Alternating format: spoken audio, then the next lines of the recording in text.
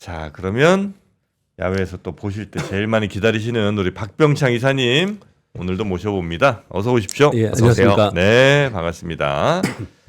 자, 우리 이사님께 저희가 늘 죄송한 게 이 스튜디오의 공기를 조금 더 촉촉하게 만들어 드려야 되는데 뭐 가습기도 틀고 별짓을 다 해보는데 네.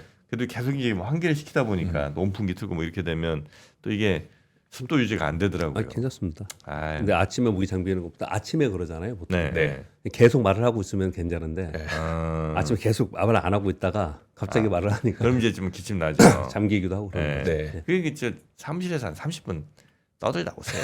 또 어쩔 때 좋은 방법입니다. 어쩔 때는 차 타고 오면서 노래를 한번 한 곡 하고 올 때도 노래 있어요. 부르고. 답답할 때. 노래 좋죠. 박 기사님 차에 블랙박스를 한번 갖고 와서 조용필의 저 킬리만자로의 표범 이런 거 부르시고 말도 하고 노래도 하고 좋습니다. 예, 먹이를 찾아 산등성이를 올라가는 표범 본 적 있죠? 네, 있습니다. 자, 그러면 미국 시장부터 한번 보고 넘어가겠습니다. 네, 미국 시장 25일은 휴장이었고요. 24일은 반장 오전만 열렸습니다. 그런데 추가적으로 상승해서 S&P 500이 역사적 신고가 경신하면서 마감했습니다. 다우는 0.6%, 나스닥이 0.2%, S&P 500이 0.3% 상승했습니다. 소위 산타 랠리라고 얘기하는 기대감, 뭐 그런 부분들이 좀 있는데 전반적으로 흐름을 보면 그저께 말씀드린 바와 같이 확실한 주, 주도주, 뭐 대장주, 뭐 이런 종목들 위주로 움직이는 그런 모습을 나타냈고, 그리고 기술주들이 연속적으로 좀 반등을 좀 하고 있는 그런 모습을 나타내고 있습니다. 필라델피아 반도체지수가 0.28% 올랐고요.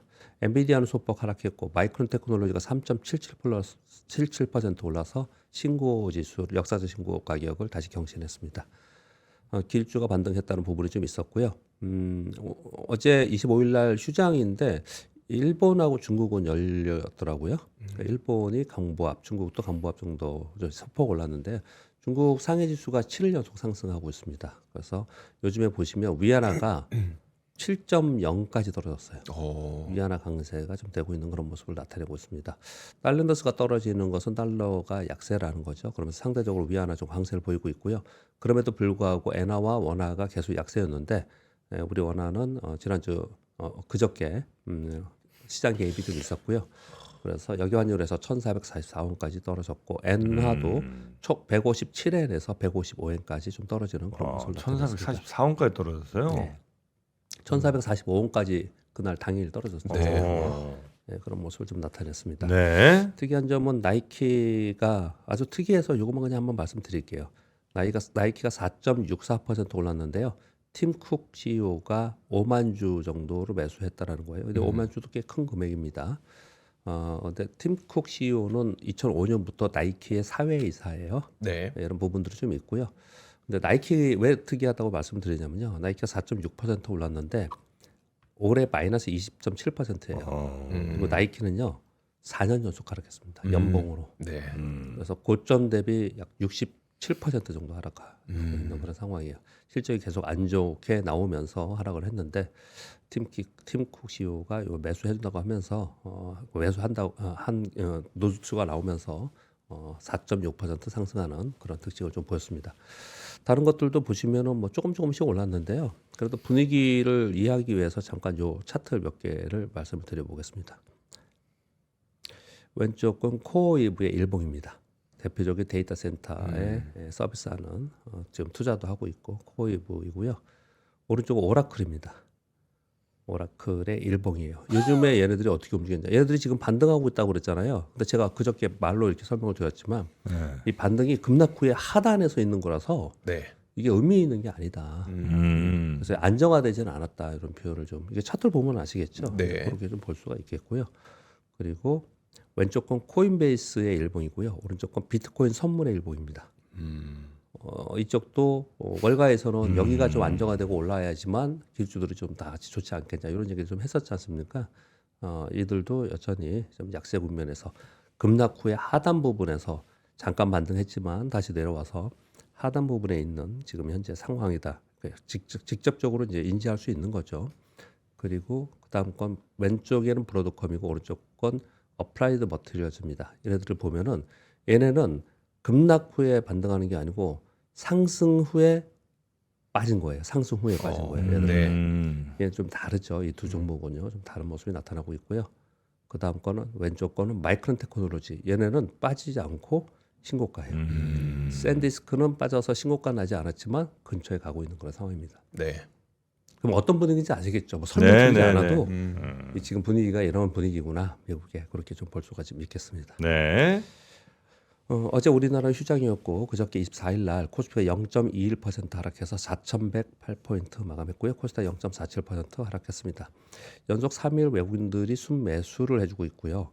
코스피가 그래도 견조하게 버티는 이유는 외국인들과 국내 기관의 금융투자에서 프로그램 매수로 삼성전자와 SK하이닉스를 계속 사주고 있기 때문에 그렇습니다.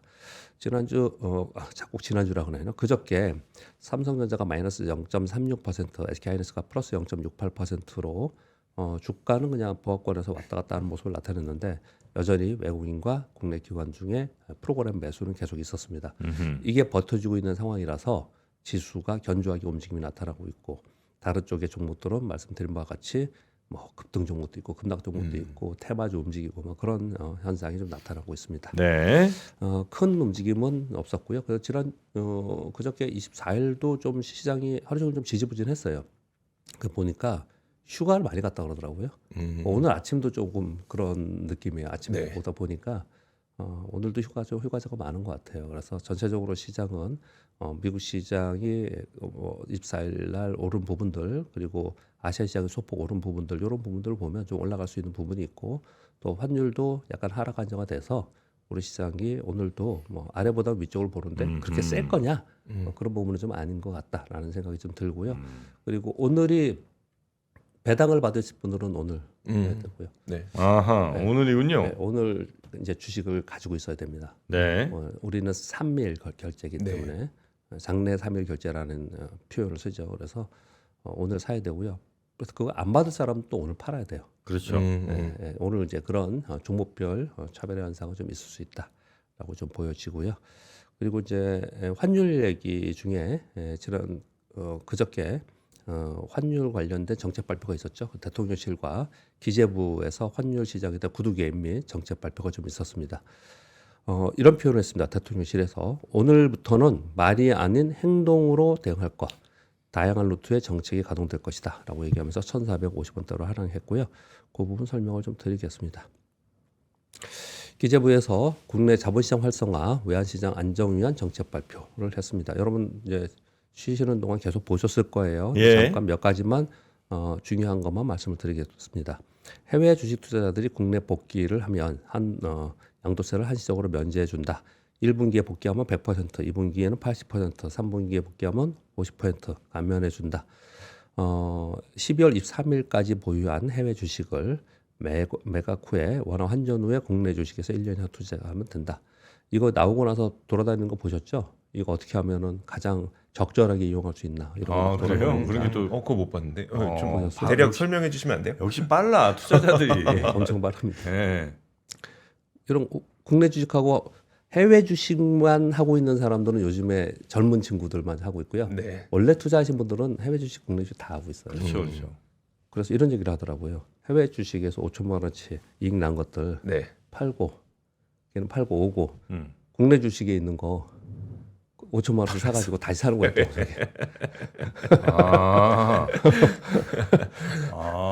그 순식간에 그러면 어쨌든 돈 버는 효과가 좀 나오겠네, 그죠? 그런 거 얘기하고 뭐 이번 기회에 그러면 저가에 사가지고 꽤 오랫동안 들고 있어 수익 난 것들 이번에 뭐라 그러죠?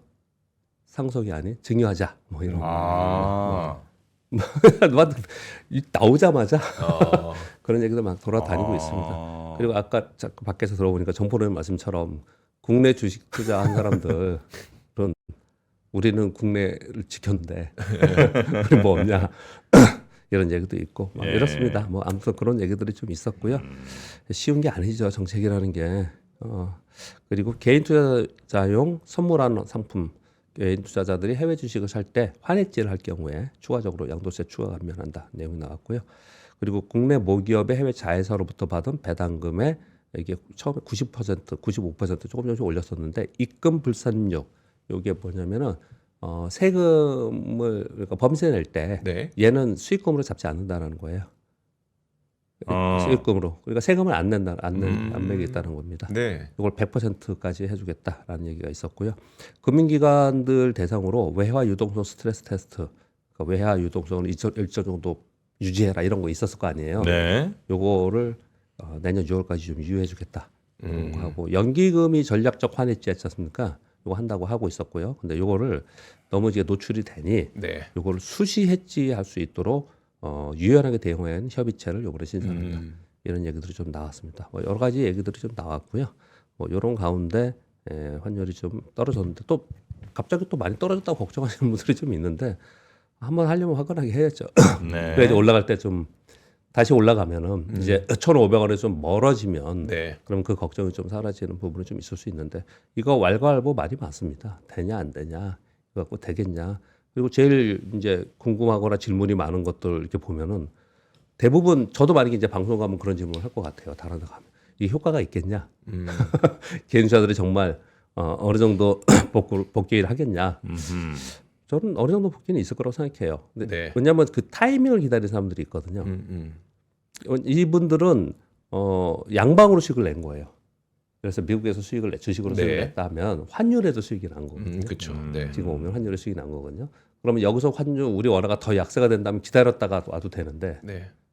어차피 조금이라도 들어올 사람이 있었다면 이제 팔고 좀 들어올 마음이 있었다면 그렇다면은 지금보다 더 떨어지면은 그 이익이 자기 실현 이익이 줄어드는 거잖아요. 네.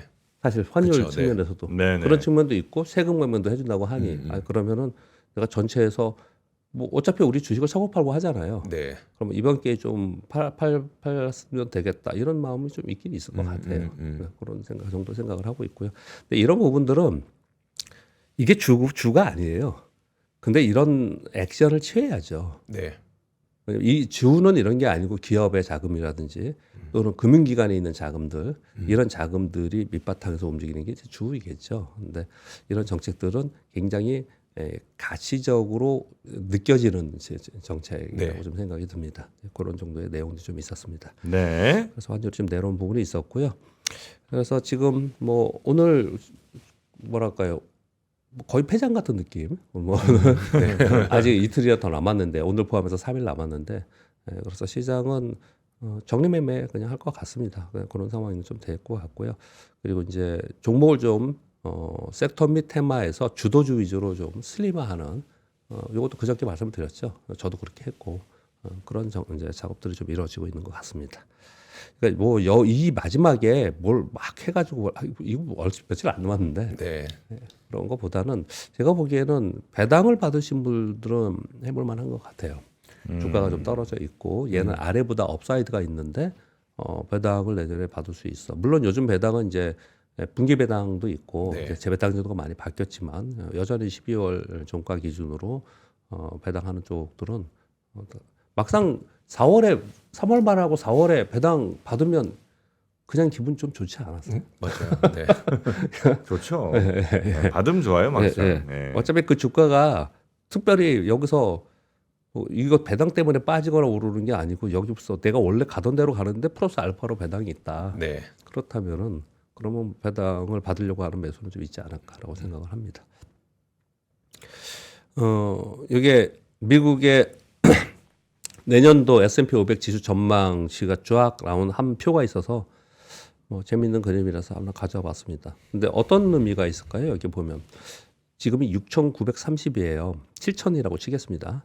7,300부터 8,100까지 있거든요. 제일 많은 데가 어디냐면 7,500에 제일 많이 들어가 있고요. 7,500에서 7,700이 제일 많습니다. 역사적으로 저점과 고점이 이렇게 좁은 대역에 있었던 거는 아주 드물게 요번 내년 전망을 하고 있다고 해요. 이해되세요? 이 폭이 되게 좋게 보는 쪽하고 나쁘게 보는 쪽이 굉장히 넓었는데 네네. 요번에 굉장히 좁은 상황에 있다. 이렇게 얘기를 많이들 하고 있고요. 평가를. 그리고 7,500에서 한 7,700 요 사이가 대부분 있잖아요. 네. 지금 7,000이라니까요. 그러니까 내년도에 미국의 시장을 지난 3년 동안 20%, 29%, 20%뭐 이런 식으로 맞아요. 올랐거든요. 네. 그러니까 내년에 이 중간값은 10% 이내예요. 이게 10% 이내입니다. 그래서 조금 까다롭고 지수보다는 이제는 더 이익이 나는 종목 위주로 거래해야 된다. 이런 얘기들을 막 하죠. 이렇게 뉴스 보시면. 네, 네. 예, 이 지수 자체는 이 정도로 보고 있다라는 거예요. 네, 이런 부분도 좀 참고할 필요가 있을 것 같고요. 저도 개인적인 의견 잠깐 말씀드리면 차트를 보고 말씀을 좀 드렸는데 미국이 3년을 넘어서 4년 연속 상승한 것은 2000년 이후에 없어요. 없습니다. 지금 3년 연속 상승을 했잖아요. 그래서 내년 상반기에 만약에 상승을 하면 하반기에 다시 되돌림을 하는 이런 현상이 있을 수도 있어요. 네. 이거는 내년도 전체 시황을 보면서 기본적으로 좀 깔고 있어야 되는 생각을 하고 있어야 되는 겁니다. 그러니까 만약에 그런 생각을 하고 있지 않으면 물론 시황은 어려워요. 어떻게 될지 모르겠습니다. 내년 네. 가서 그렇지만 막 상반기 굉장히 좋아서 또 뭐 고고 해가면서 막 쫓아가. 예. 그런데 나중에 보니까 이거 벌써 이 3년 동안 급등했는데 4년 차에도 지금 급등하고 있는데 내가 쫓아갔네? 네. 뭐 이럴 수도 있는 거니까 좀 감안을 좀 할 필요가 있을 것 같다. 네. 라는 생각을 좀 합니다. 뉴스는요. 1번 뉴스 전해드렸고요. 이것도 재미있는 표더라고요. 이런 표를 누가 만들어가도 올렸던데 국내 투자자들의 해외 보유 주식 상위 종목 테슬라와 어마어마합니다. 여전히 테슬라 300억 달러. 300억 달러. 거의 300억. 42조 정도 네, 되나요? 엔비디아가 176억 달러, 팔란티어 71억 달러.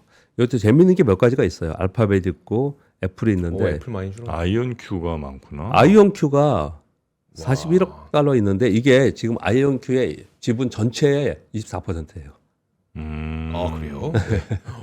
전체. 꽤 재미있는 주식들이 많이 좀 4분의 있습니다. 1이 우리나라 그럼 거의 일대주쯤 되지 않을까? 모이면. 사람 사겠는데 우리. 네. 그러니까 어마어마하게 일단 테슬라는 믿고 가는 것 같아요. 근데 그럴만 또 해요. 또 보면 아무리 고평가라고 맞아요. 하지만 네, 네. 보면 그런 만도 하고요. 근데 이제 이런 종목들 중에 만약에 우리나라 돌아오는 주식들이 조금씩 판다면 그 영향을 받을 수 있는 주식이 있을 수도 있는 거죠. 그래서 이런 표들이 좀 돌아다니는 것 같습니다. 네. 그리고 자, 우리나라 환율 얘기를 했지만 일본도 환율 때문에 걱정을 굉장히 많이 하고 있습니다. 그 부분에 대해서 말씀을 좀 드리면 일본 재무장관이 지난번에 금리 인상을 하면서 추가적인 금리 인상 가능성이 있고 환율에 대해서 자세하지 않겠다 이런 표현을 했거든요. 네. 근데 어땠어요 그날? 155엔에서 157엔까지 그냥 수직 상승해 버렸어요. 네. 엔화가 약세가 돼 버렸지 않습니까? 네. 그래서 이번에 한 번 더 나왔어요. 이번 더 강한 어조로 얘기를 했습니다. 기업들의 임금 및 가격 책정 방식의 변화로 내년 추가 금리 가능성이 크다. 임금과 물가가 함께 오르는 구조가 내년에도 유지될 것이다. 금리 인상할 거다. 그래서 환율 강세로 될 거다. 네. 환율 개입에 재량권을 갖고 예의주시하면서 가만두지 않겠다. 이런 표현을 계속 쓰고 있습니다. 그래서 그런데 중요한 거는 우리나라 환율도 좀 같이 봐야 되는 건데요. 노무라 증권에서 요 얘기를 했는데 저는 이걸 공감합니다. 미국도 일본이 환율 그러니까 엔화 강세로 만드는 즉 엔화 약세를 방어하는 것을 묵인할 가능성이 굉장히 높다라고 생각합니다. 왜냐하면 우리 그냥 상식적으로 알고 있지 않습니까? 트럼프 대통령이 달러 약세를 바래요. 네. 달러 약세를 바라고 있는 그런 상황입니다. 이게 첫 번째이고요. 두 번째는 일본 채권 시장 요즘에 10년 이상의 장기 채권 국채 수익률 채권물이 가격이 계속 올라가고 있다 그랬잖아요. 네. 미국의 10년 만기 국채 수익률도 만약에 전체적인 분위기가 이렇게 돼서 전체적으로 우리나라 요번에 환율 오르는 것도 외국인들이 국채를 많이 팔아서 그렇거든요. 장기 국채를 되게 많이 네. 팔아서 그래요. 이런 일들이 벌어져서 미국의 10년 만기 국채 수익률이 막 4.5, 4.6으로 올라간다. 이거 안 되거든요. 네. 지난번에 트럼프 대통령이 어떤 정책 내놨다가 10년 만기 국채 수익률이 나오니까 곧바로 그냥 뒤집은 적이 있어요. 그런 적이 있거든요. 그러니까 일본의 채권 시장 불안정이 미국 국채로 전이되는 것을 얘들도 원하지 않습니다. 네. 그래서 이번에는 서로 의견 이해가 맞아떨어지는 그런 상황이에요. 그래서 엔화는 금리 인상하면서 강세로 될 가능성이 상당히 있고 내년에 아마 1분기 정도에 요 얘기를 하는 사람들이 벌써 나오기 시작했습니다. 4월 정도에 환율 회의가 있거든요. 환율 정책 회의가 있거든요. 그런 상황 속에서 아마도 달러 약세를 유도하는 상대 국가의 통화 강세 정책에 대해서 미국 주도로 나올 가능성이 있어요. 우리가 원화가 약세가 돼서 원화 강세로 만드는 것을 우리 국내의 외환 당국이 뭘 해도 되겠어? 뭐 이러고 네. 그러다 큰일 난다. 막 이런 표현 쓰잖아요. 댓글에 그렇게 쓰시잖아요, 여러분들이요. 네. 미국이 만약에 그것을 용인하고 미국이 그걸 같이 동조한다. 그래도 그런 말씀 쓰시겠어요? 그건 또 다르죠. 네. 그러니까 내년 4월쯤에 그 부분을 굉장히 중요하게 생각을 하는 거고, 일본은 이런 상황인데 이게 만약에 공감이 된다면 우리도 이 비슷하게 갈 수 있는 부분도 좀 있어요. 이런 것도 좀 감안할 필요가 있겠다라는 생각이 듭니다. 물론 걱정스럽다. 제가 그저께도 말씀드렸지만 계속 네. 걱정스러운 부분이 있습니다. 인위적으로 시장의 수요구급을 제어하는 경우에는 부작용이 있거든요. 그런 걱정이 계속 있어요. 오랜 경험으로 보면은 네. 그런 것들이 있는데 전체적인 흐름을 보면은 우리 혼자 하는 게 아니고 미국도 이걸 원할 가능성이 굉장히 높다니까요. 네, 그런 부분도 좀 참고할 필요가 있을 것 같다라고 생각하고요. 백선 장관이 인플레이션 목표를 지금 2%라고 하고 있는데 이거 2% 근처에 가면은 요거를 2%가 아닌 범위형으로 전환해야겠다 이런 얘기를 하고 있어요. 무슨 얘기냐면 1.5에서 2.5, 네. 1에서 3% 이렇게 좀 바꾸겠다는 얘기를 하고 있고요. 연준의 금리 전망 지표인 369 12에 나오는 전도표 있죠. 요것도 폐지하는 게 좋지 않겠냐. 이거는 뭐예요? 왜 네. 폐지가 좋아요? 이런 얘기를 하고 있고 다 맞아 다 읽어드릴게요. 네네. 통화 정책은 재무부와의 공조 강화가 필요하다. 이런 얘기도 좀 하고 있어요. 그러니까 힘을 빼는 거죠. 우리 이제 시장이 이 점도표나 이런 것들 보면서 움직이잖아요. 그러니까 이 점도표에 어떤 점 어디에 누가 찍느냐에 연준 위원들의 그 워딩에 대한 막강한 시장의 장악력들이 있잖아요. 네. 이게 없으면은 힘을 좀 빼는 거죠. 어. 그리고 전체 범위를 딱 지정하지 않고 러프하게 해놓으면 운신의 폭이 더 생기는 거지 않습니까? 네. 이런 작업을 하려고 하는 것 같아요. 이거 근데 나쁘게 보면 어떻게 나쁘게 볼 수 있냐면은 뭔가 거기를 못했을 때 약간 범위를 정해놓으면 그 범위의 어디쯤에 있다는 것을 좀 뭐랄까 운신의 폭, 유도리? 네. 뭐 이럴 수 있는 거잖아요, 이게. 이렇게 준비를 하려고 하는 것 같아요. 보면은. 이런 얘기들을 좀 하고 있는 상황인 것 같습니다. 시장 반응은 되게 안 좋을 것 같거든요. 시장은 부정적으로 생각합니다. 그러니까 재무부와 공조한다는 것 자체가 독립성을 훼손한다고 인식하게 될 것 같고, 그다음 우리가 점도표라고 하는 걸 어떻게 보면 약간 단기 가이던스라고 좀 생각을 해왔었는데 네. 그것도 되게 불투명해지는 거고. 네. 네. 아, 이거 하고 싶다는 얘기예요. 그냥 지금 정해진 건 아니고요. 이렇게 네. 하고 싶다라는 얘기 좀 하고 있고요. 자, AI나 뭐 그리고 걱정스러운 뉴스 몇 가지가 있고 거기에 지금 어떻게 움직이는가 제가 그저께도 의미가 있지 않냐 그래서 중간 한번 읽었는데 4번, 5번, 6번은 다 의미가 있습니다. 한번 읽어드리겠습니다. AI 인프라 채무를 우리는 SPV라는 걸 별로 못 들었고 SPC란 말은 많이 들었죠. 네. 그렇죠. 특수 목적의 컴퍼니, 네. 특수 목적의 법인, 비클 이렇게 얘기하는 거예요.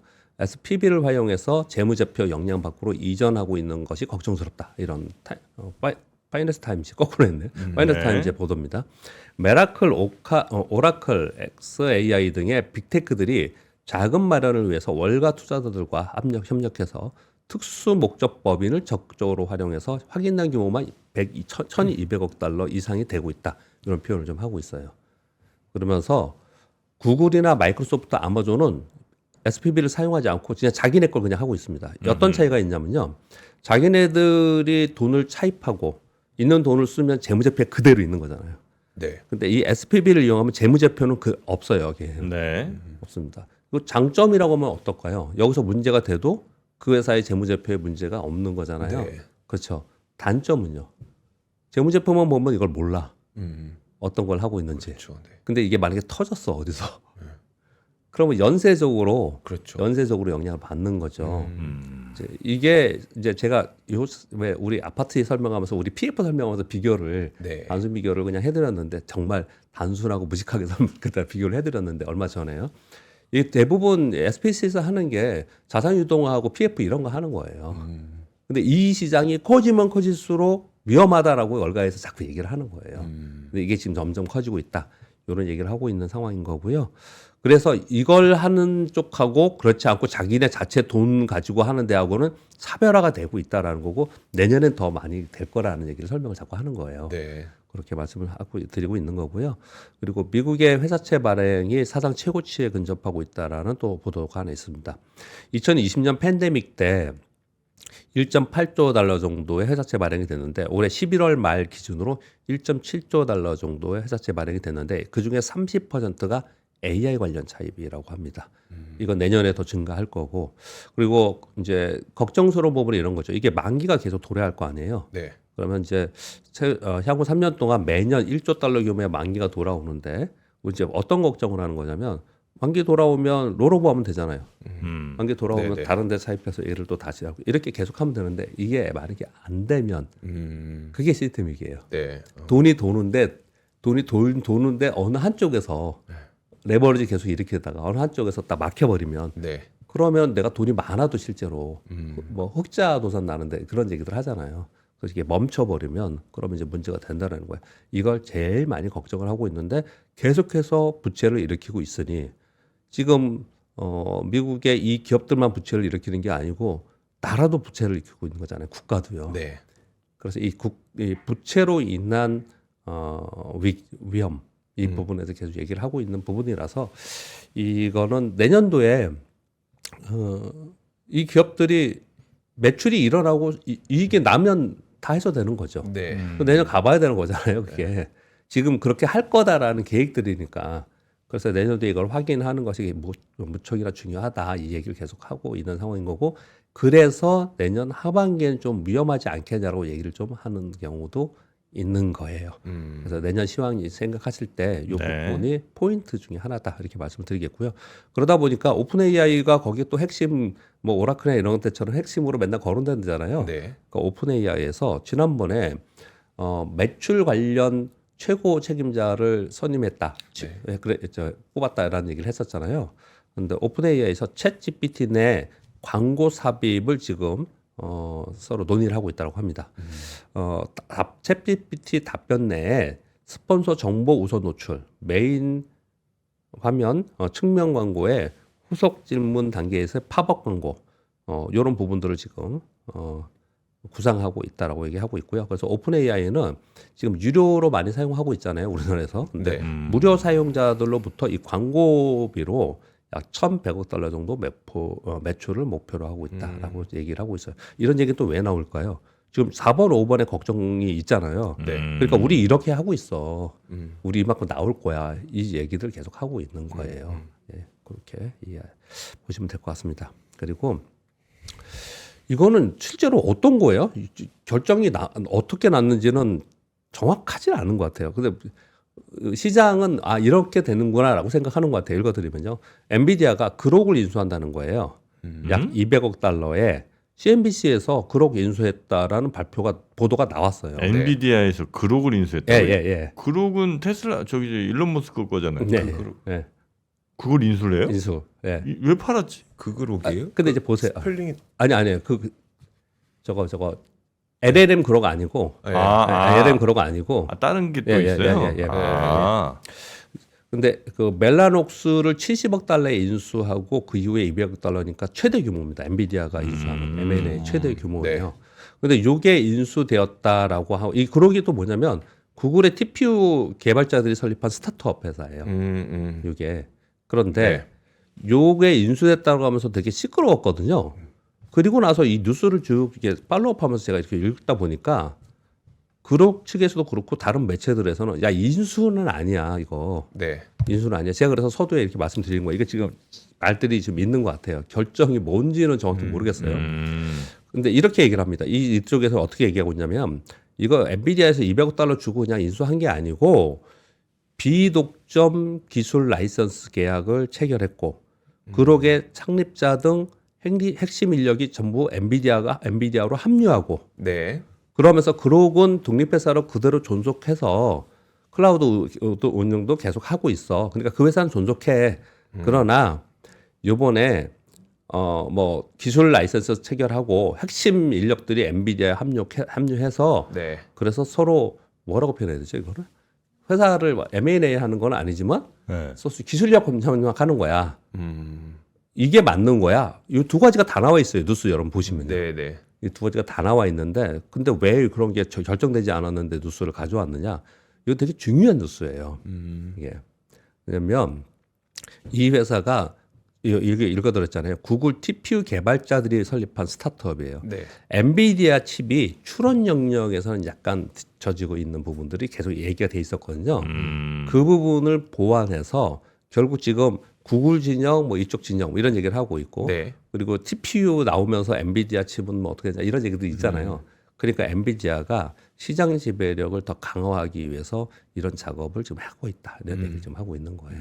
네. 아, 그 제가 생각했던 알고 있었던 그룹은 이제 GROK. 예, 예. 요건 GROQ. 네. 그룹이고 여기는 스타트업으로서 그 LPU라는 네. 뭐 또 다른 아마 새로운 칩을 만드는 뭐 그런 데인 것 같고 추론에 조금 더 네. 특화된. 네, 그래서 앞으로 엔비디아가 이제 그쪽이 조금 약했다는 얘기, 학습은 굉장히 잘하는데 추론이 좀 약했다면 그 부분도 이제 더 보완한다. 예. 거기에 이제 200억 달러 어마어마한 돈을 또 쏟아 붓다. 예, 네, 맞습니다. 그 정도로 이해하도록 예, 예. 하겠습니다. 네, 빨리 진행하겠습니다. 네. 제가 이제 아침이라서 기술적인 거를 구체적으로 가져오지 않아서 네네. 예, 그런 부분이 좀 있습니다. 그리고 엔비디아 칩을 인텔에서 테스트하고 있었거든요. 중단한다는 발표가 있었습니다.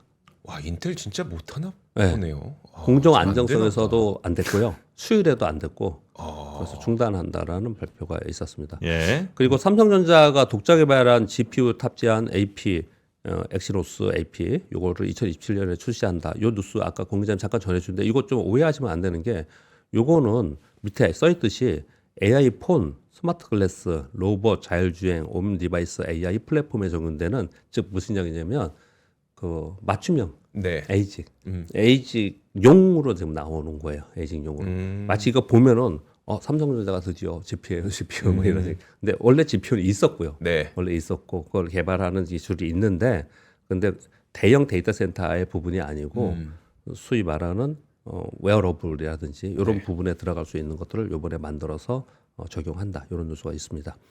그리고 빨리 하겠습니다. 삼성전자와 SK하이닉스의 매출 총리 이익률 4분기가 TSMC를 상회할 것이다. 그래요? 트렌드포스의 발표입니다. 오. 왜 이런 발표를 하고 있느냐?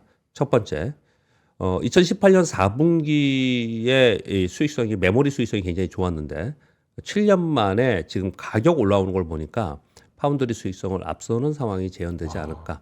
HBM4의 기가바이트당 가격이 한 $15 정도 추정이 지금 되고 있는데 다 나눠서 보면 네. 계산해 보면 근데 DDR5 16기가 제품이 기가바이트당 약 $13 정도 추산된 걸 봐서는 상당 부분 매출 총이익이 높아지고 있다. 이런 얘기를 좀 하고 있습니다. 그리고 2025년과 30년 사이에 바이오 의약품 특허 만료가 200개가 된다고 하네요.